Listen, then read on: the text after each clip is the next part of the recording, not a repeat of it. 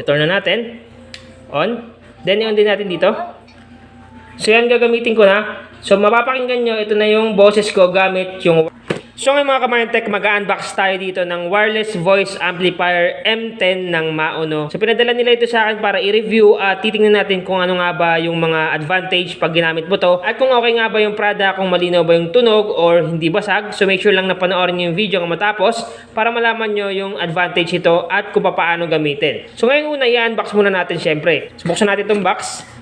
Sa loob ng box, so syempre, itong kanilang amplifier. So mamaya na natin tatanggalin to or bubuksan. Tingnan muna natin yung iba. So meron pa ditong, I think ito yung microphone nila. Ito yung wireless microphone na pag in-on mo dito sa may button, automatic, magko-connect siya dun sa may speaker or amplifier at gagana na yung product na to. Then sunod, meron pa siyang Type-C cable wire na pag sina-charge natin yung amplifier, automatic ito yung gagamitin natin. Pati na rin yung microphone na wireless, ito yung gagamitin natin para ma-charge.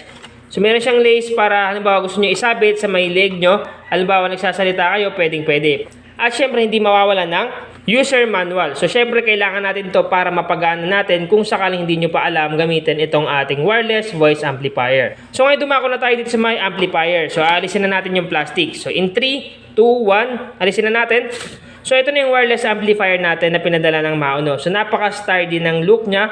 Napakaganda. Yung kulay niya is elegant. So napakaganda tingnan.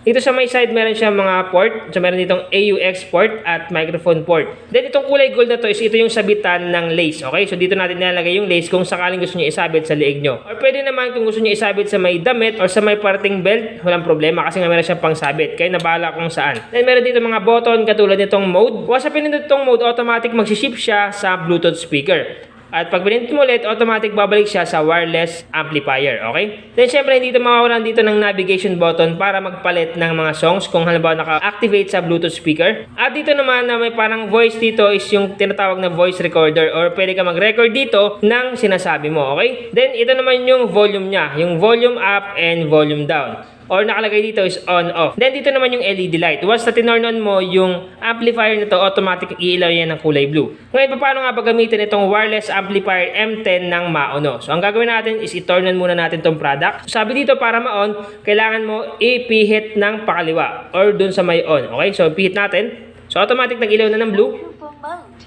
So yan, nagsalita na. So pag nagsasalita na, automatic activated na yung wireless amplifier. Subukan natin i-try yung wireless amplifier niya. So ito yung microphone niya, yung wireless microphone na kasama. So ang gagawin natin, i-turn on din natin dito. Okay? So turn on natin dito. Ngayon subukan natin yung pagkakaiba ng boses ko na walang amplifier, walang voice amplifier, at merong voice amplifier.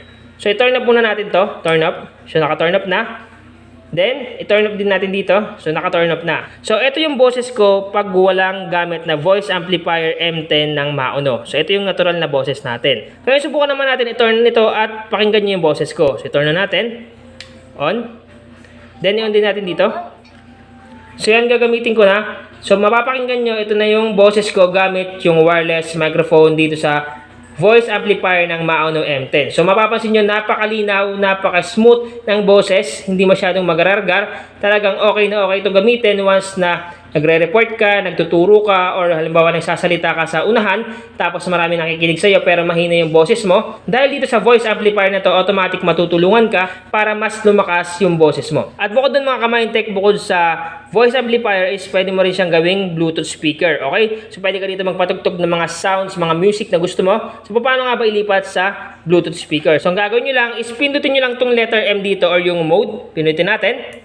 Bluetooth mode. Automatic magsasalita ng Bluetooth mode. So, pwede ka na mag-connect ng Bluetooth mo sa cellphone mo. Okay? So, pwede ka na dito magpatugtog ng mga music na paborito mo sa cellphone mo or nanonood ka ng mga movies, pwede mo to gamitin na Bluetooth speaker. So, napakabangis at napakaangas itong wireless voice amplifier ng Maono. So, kung gusto nyo mag-order nito, ilalagay ko yung link, yung shop link nila sa baba ng video sa may description box. Doon na lang kayo mag-order nito. So, yung price pala nito is nagre-range ng 2,800 plus. So, depende guys sa variant kasi nga may variant sila na mas mura pero hindi siya wireless. Kumbaga gagamit ka pa ng wire para makapagsalita ka sa amplifier. Pero ito guys na pinadala nila sa akin is wireless na. So sulit na sulit ito kasi nga hindi lang siya voice amplifier, pwede rin siya Bluetooth speaker at pwede rin siya mag-record dito ng mga sinasabi mo once na nagsasalita ka. So sana nakatulong tong vlog ko ngayon. So once again naman, Tech PH, thank you and God bless all.